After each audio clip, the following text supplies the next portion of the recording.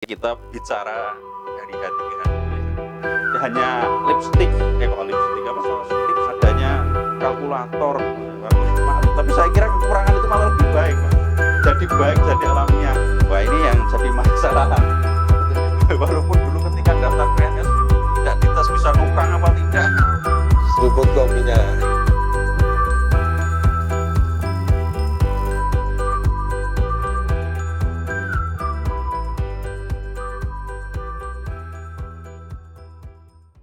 Assalamualaikum warahmatullahi wabarakatuh. Sobat KPU Temanggung yang saya hormati, pada pagi hari ini kita akan berbincang-bincang tentang program KPU yang baru. Di sini ada program ngopi-ngopi berintegritas, yaitu mengobrol tentang pemilihan dan ngobrol tentang pemilu. Sebagaimana kita ketahui bersama bahwa pemilu yang akan datang akan dilaksanakan secara serentak tahun 2024. Makanya dalam mempersiapkan kegiatan-kegiatan yang berkenaan dengan informasi kepada masyarakat, KPU Temanggung berinisiatif untuk melaksanakan atau membuat program ngopi-ngopi berintegritas. Untuk itu kita akan berbincang lebih lanjut dengan pemrakarsa kegiatan ngopi-ngopi berintegritas ini. Kita akan berdiskusi bersama dengan Pak Henry Sofyan selaku anggota komisioner KPU Divisi Sosialisasi Pendidikan Pemilih dan Partisipasi Masyarakat serta SDM ya Pak ya. Betul. Ya. Sumber daya manusia. Makanya untuk itu kita akan menyampaikan kepada pemirsa semuanya dari kegiatan ngopi-ngopi bareng ini latar belakangnya seperti apa, terus maksud dan tujuannya seperti apa. Ini nanti Pak Henry bisa berbicara panjang lebar ya. Monggo Pak Henry, kira-kira untuk kegiatan ngopi-ngopi berintegritas ini maksud dan tujuannya itu seperti apa? Terus segmennya untuk siapa saja, terus bagaimana proses memanfaatnya bagi masyarakat khususnya pemilih yang ada di Kabupaten Temanggung. Baik Pak Bambang. Assalamualaikum warahmatullahi wabarakatuh. Ini pemirsa YouTube KPU Temanggung sekarang sudah mulai menyiarkan YouTube dan ini program baru pula di YouTube. Begini, seperti dikatakan Pak Bambang tadi, kita mengadakan semacam acara podcast, kalau bahasa ngetrennya sekarang Pak.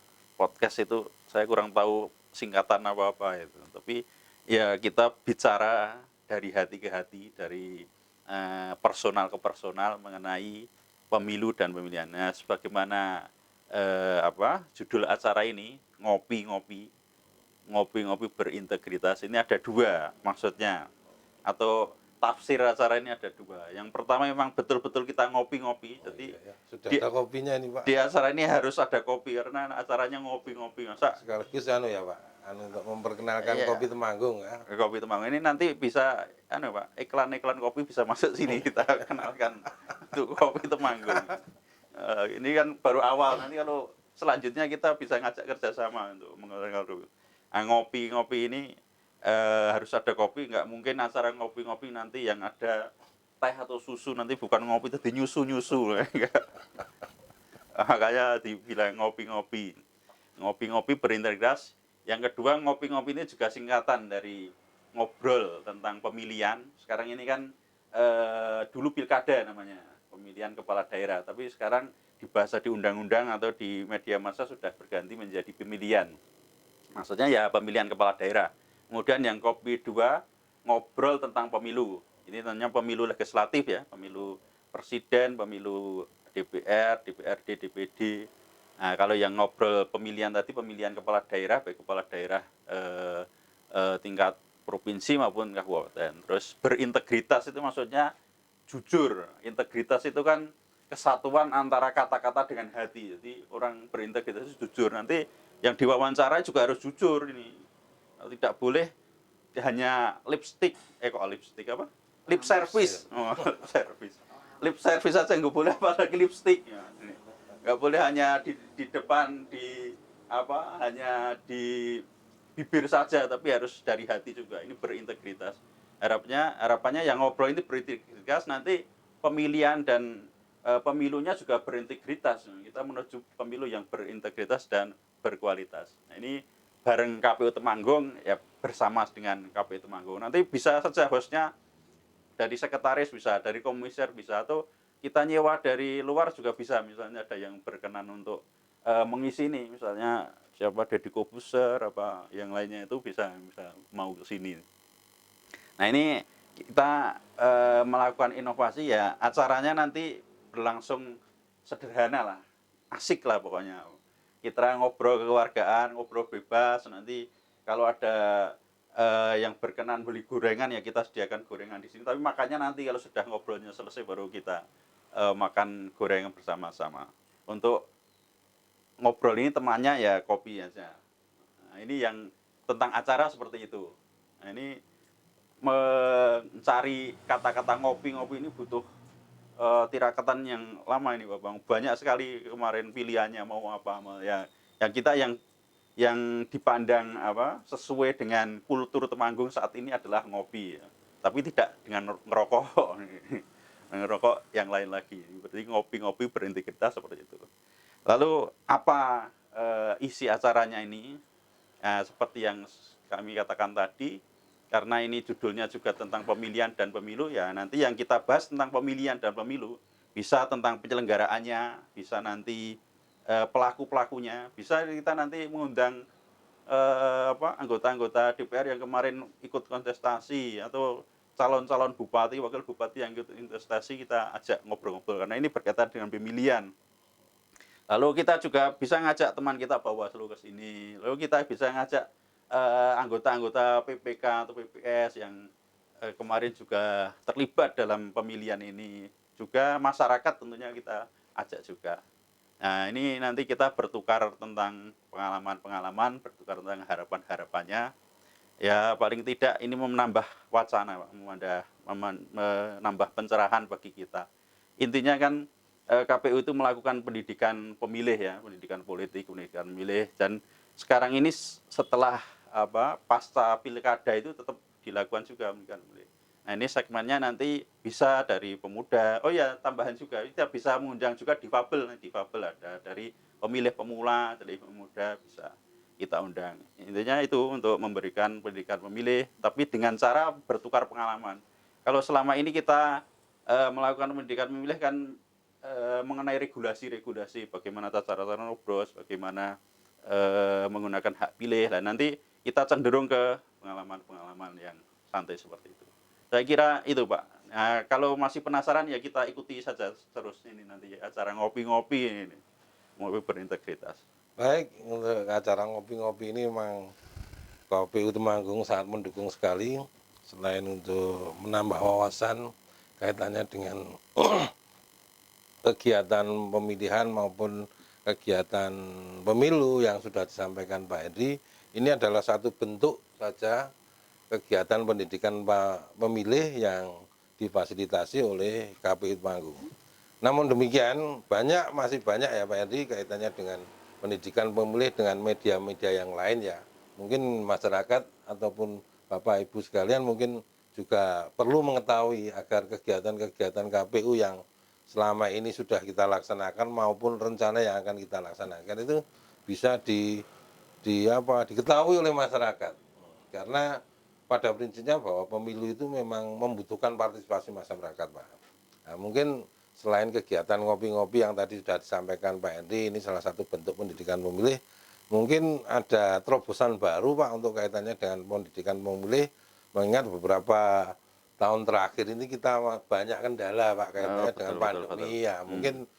Mungkin apa sasaran dengan metode yang lain agar kegiatan ataupun kendala pandemi tidak mempengaruhi kinerja KPU dalam memberikan informasi atau pendidikan pemilih kepada masyarakat. Oke, ya betul Pak Bambang. Ini kita kurang lebih sudah 2 tahun ini memasuki masa pandemi ya, akibat corona, akibat COVID ini yang dulu tidak dibayangkan sampai bertahun-tahun seperti ini. Dulu kita awalnya ketika mau masuki pandemi itu sudah mengagendakan pendidikan pemilih dengan cara bertatap muka di sekolahan-sekolahan. Nah itu terus terkatung-katung karena ada pandemi, akhirnya kita lakukan dengan protokol kesehatan dengan harus pakai masker, harus cuci tangan dan dibatasi. Kemudian setelah itu berjalan ternyata pandemi masih saja terus berlangsung. Nah, terus kita mengadakan pendidikan pemilih dengan cara melalui media sosial atau kita istilahkan sebagai sosialisasi digital. Jadi sosialisasi digital itu dengan menggunakan memanfaatkan teknologi media sosial ya, yang teknologi internet yang dibuat dalam aplikasi media sosial itu. Nah, kita mengaktifkan kembali media sosial kita baik berupa website, sebetulnya sudah aktif tapi kita revitalisasi lagi ya, dengan diisi konten-konten lagi dengan harapan bisa diakses oleh masyarakat atau calon pemilih. Itu kita punya website. Nah, ini websitenya mana ini? Website KPU Temanggung ini. Oh, sudah ditulis oh belum ini. Nah, websitenya itu alamatnya nih http dua kali slash kap strip temanggung.kpu.go.id ya. Nah, ini atau langsung ditulis saja di Google itu KPU Temanggung, website KPU Temanggung nanti keluar. Lalu kita juga menggunakan fanspage semacam Facebook ya, Facebook itu alamatnya @kpu_kap_temanggung. Lalu kita menggunakan Instagram KPU Kap Temanggung. Lalu kita juga punya YouTube KPU garis bawah spasi Temanggung. Nah, ini nanti bisa diakses. Kita mengisi konten-konten ini dengan informasi-informasi kepemiluan atau kegiatan-kegiatan KPU. Misalnya sering kita ada daring, nah, kita beritakan isi daring dengan KPU RI misalnya, sering mengadakan diskusi, kita buat berita inti dari diskusi itu apa, nanti bisa dilihat oleh masyarakat. Lalu yang kedua kita juga mengadakan webinar. Webinar itu diskusi secara daring. Nah, kita sebulan sekali rencananya kita adakan webinar ini. Yang kemarin yang pertama itu bulan Juni, Agustus ya, Agustus itu kita mengadakan diskusi bekerja sama dengan Dinas Pendidikan. Nah, dengan Dinas Pendidikan ini ternyata pesertanya antusias, Pak. Antusias tidak cukup hanya ditampung di Zoom-nya KPU. Nah, kita buka live streaming YouTube. Kita guru-guru ikut ke situ. Dan itu dinamikanya bagus sekali, ada diskusi, ada pertanyaan bagaimana cara memberikan pendidikan pemilih kepada pelajar. Nah, itu bagus sekali karena kita berkeinginan agar guru-guru itu selain mengajarkan mata pelajaran yang sudah kurikulum juga memasukkan pelajaran berkaitan kepemiluan dan kependidikan pemilihan ini. Lalu juga kita kemarin mengadakan diskusi dengan peserta dari pondok pesantren ini. Dari pondok pesantren itu juga kita harapkan partisipasinya tinggi. Nah, itu di situ juga banyak sekali masukan-masukan dari narasumber, dari akademisi, dari pondok sendiri, dari KPU. Antara lain yang masih saya ingat itu disebutkan kalau kejahatan terjadi itu bukan karena banyaknya orang yang jahat, tapi karena diamnya orang yang baik. Nah, ini mengetuk dari pondok ini. Kalau orang-orang baik dari pondok ini tidak mau menjadi peserta pemilu, tidak mau menjadi pemilih, nanti orang-orang yang tidak baik yang akhirnya masuk, akhirnya yang menjadi pemimpin kita menjadi orang-orang yang tidak baik. Nah, itu seperti itu hal yang menarik juga yang baru. Kemudian yang bulan ini kita rencanakan nanti kalau tidak dari difabel juga kita mengajakkan organisasi masyarakat orang. Ini juga penting karena di Temanggung itu menurut survei dari salah satu akademisi itu anak-anak, pemuda, pelajar segala itu mereferen atau mengacu dalam milih itu mengacu dari siapa pendidikan politiknya itu. Ternyata dari para ulama, dari para kiai, dari tokoh masyarakat itu jadi panutan oleh mereka dalam memilih itu. Setidaknya itu menjadi masukan juga. Selain tentunya mereka juga diharapkan bersikap rasional, tapi pengaruh-pengaruh itu juga baik. Nah, ini nanti kalau dari ormas-ormas keagamaan, dari pondok, dari masyarakat yang religius ini bisa ikut menyosialisasikan pemilu, menyosialisasikan perlunya pemilih untuk rasional. Nah, kita berharapkan nanti demokrasi ke depan lebih baik lagi. Terus selain dari webinar, webinar terus tadi lewat medsos, kita juga ada wawancara, Pak. Wawancara itu yang kita masukkan ke YouTube itu juga. Nah, kalau wawancara itu khusus nanti untuk bicara tentang aturan-aturan pemiluan. Misalnya bagaimana PAW, pergantian antar waktu anggota DPR itu mekanismenya seperti apa. Itu nanti wawancara antara pewawancara dengan narasumbernya dari narasumbernya dari komisioner. Kemudian PAW bagaimana misalnya. Terus bagaimana nanti sekarang ini akan daftar pemilih berkelanjutan. Bagaimana masyarakat yang belum masuk ke daftar pemilih ini nanti bisa masuk ke daftar pemilih berkelanjutan. Ini mekanismenya bagaimana? Datang ke KPU misalnya, atau melalui yang lain, melalui aplikasi itu, aplikasi ya, itu aplikasi selesaikan. Terus kita juga berkeinginan nanti sekali atau 2 kali kita juga melakukan siaran di TV atau di radio ini demi untuk melakukan pendidikan pemilih untuk menyosialisasikan pemilu ke depan. Saya kira itu Pak Bang itu. Nah, ini dari sekretariat ya kita ajak nanti untuk jadi host, nanti perlu dilatih yang baik.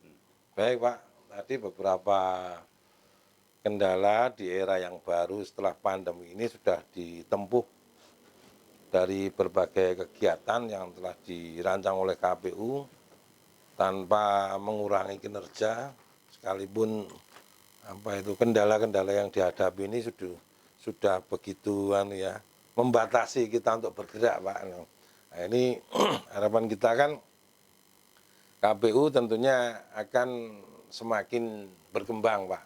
Tentunya untuk mendukung digitalisasi baik itu informasi maupun pendidikan pada pemilih ini tentunya diperlukan sumber daya yang mumpuni Pak. Sementara kita tahu bersama bahwa SDM yang ada di KPU ini tidak seluruhnya bisa membackup kaitannya dengan perkembangan teknologi informasi Pak ini. Nah ini juga berkaitan dengan tugas Pak Henry, divisi SDM juga ini Pak. Betul. Nah tentunya Pak Henry dalam merancang suatu kegiatan, merancang suatu rencana yang akan ditempuh dalam rangka mempersiapkan pemilu dan pemilihan ini tentunya tidak kalah penting adalah menyiapkan SDM ini Pak. Nah, kita tahu bahwa di mana-mana di instansi pemerintah itu terkendala kaitannya dengan SDM dan anggaran Pak. Nah ini bagaimana kiat-kiat Pak Henry ini dalam rangka mempersiapkan SDM yang mumpuni maupun memaksimalkan atau anggaran yang tersedia untuk memperoleh hasil ataupun output yang kita harapkan dalam rangka mendukung pemilu tersebut Pak. Oh iya. Betul ini, jadi kalau dulu itu memang para PNS, ya kebetulan yang di sekretariat KPU itu kan sebagian besar sudah PNS semua. PNS saja pegawai pusat ini tidak macam-macam, hanya pegawai daerah ini sudah pegawai pusat. Dan siapapun tahulah kalau PNS itu tentunya di atas rata-rata lah kemampuannya. Karena dulu waktu seleksi juga saingannya banyak sekali itu, banyak sekali saingannya. Kemudian dipilih dengan tes segala ini kan disaring dengan ini, berarti kan sumber daya manusianya itu memang unggul lah dibanding yang lain. Dapat dikatakan putra-putri terbaik bangsa itu direkrut sebagai PNS. Tentunya yang daftar, yang putra-putri terbaik yang daftar ya nggak direkrut ya. Yang terbaik itu jadi PNS. Jadi SDM-nya itu sudah unggul. Tapi memang saat itu para PNS direkrut itu bukan untuk mengisi konten media sosial. Waktu itu belum ada YouTube, belum ada medsos, adanya kalkulator waktu itu. Waktu itu belum ada HP, belum ada itu. Nah, waktu itu ya memang tidak diorientasikan untuk menjadi pengisi atau produser dari namanya media sosial itu. Tapi kemudian zamannya berkembang, sekarang ada pandemi, lalu PNS, pegawai-pegawai di instansi, hampir semua instansi ini dituntut untuk bisa mempublikasikan untuk menjadi operator dari digitalisasi ini. Bahkan sekarang kan begitu, rapat-rapat harus daring. Kemudian mengirim surat yang dulu PNS itu kan dulu kalau ada waktu senggang membuat amplop dengan sisa itulah. Sekarang itu nggak dipakai lagi, harus bisa email sekarang, bisa email untuk mengirimkan surat secara elektronik. Nah, itu gambarannya seperti itu. Jadi wajar kalau sekarang ini hampir di semua sektor, di semua SKPD pemerintahan ini dituntut itu, tapi di sisi lain kompetensinya, kemampuannya tidak di bidang itu. Kalau instansi lain, misalnya Pemda, bisa ada dinasnya Kominfo. Kominfo bisa merekrut apa namanya itu supporting staff misalnya kita masukkan. Tapi kalau di KPU kan tidak ada program dan tidak ada anggaran untuk mensupporting staff. Nah, kemudian kita lakukan berbagai upaya untuk bagaimana agar tenaga kerja yang ada, SDM yang ada itu kita bekali untuk bisa melakukan publikasi lewat media sosial ini. Salah satunya ya kita beri pelatihan. Kemarin kita ngadakan pelatihan singkat ya, pelatihan singkat mengenai membuat video, membuat konten YouTube, membuat berita dan lain-lain singkat.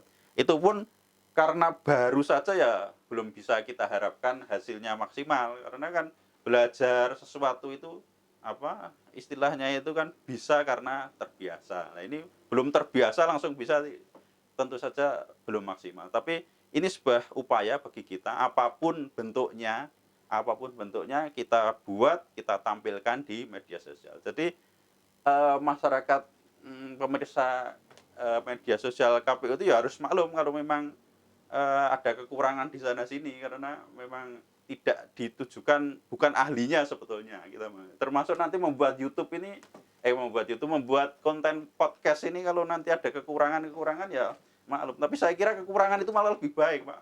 Jadi baik, jadi alamiah.